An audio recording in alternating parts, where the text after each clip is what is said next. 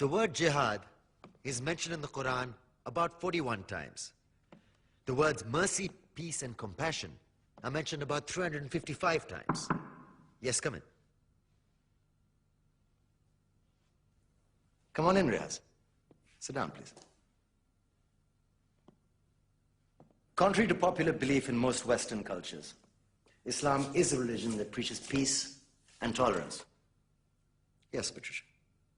If Islam truly is a religion that preaches peace, then how come the world's most troubled spots, the West Bank, Afghanistan, Pakistan, Iraq, they're all plagued with Islamic terrorism? Well, that depends on your definition of terrorism. Some might argue that the U.S. invasions of countries like Iraq and Afghanistan are also acts of terrorism. Those were acts of war to get rid of despotic regimes. Or a means of getting at a country's oil. Conspiracy theories. Well, May I?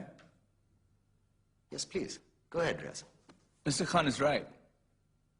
I mean, if we're talking about terrorists, the world's biggest terrorists are the white superpowers. Come on now. No, really, stop and think about it. Explain 9/11. Okay. Do you know how many people died in the Twin Towers strike? Around 3,000. And do you have any idea how many people died in the bombing of Afghanistan? Take a wild guess. More than 15,000 people died. And that's just conservative figures. About 50,000 tons of explosives were dropped on innocent civilians. Men, women, children. Yeah, but that was because of the Taliban.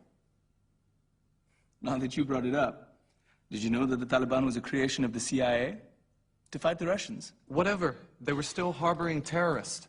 Yeah, right. Terrorists that were never found. Just like the weapons of mass destruction that were never found in Iraq. Do you want to get into the death toll in Iraq? 500,000 civilians and counting.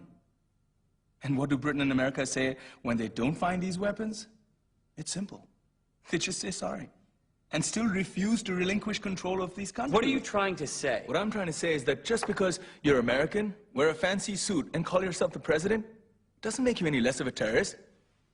I'm saying that if you don't stop meddling in other people's countries, you will face a backlash. If Muslims like you feel that way, then why don't you get out of our country?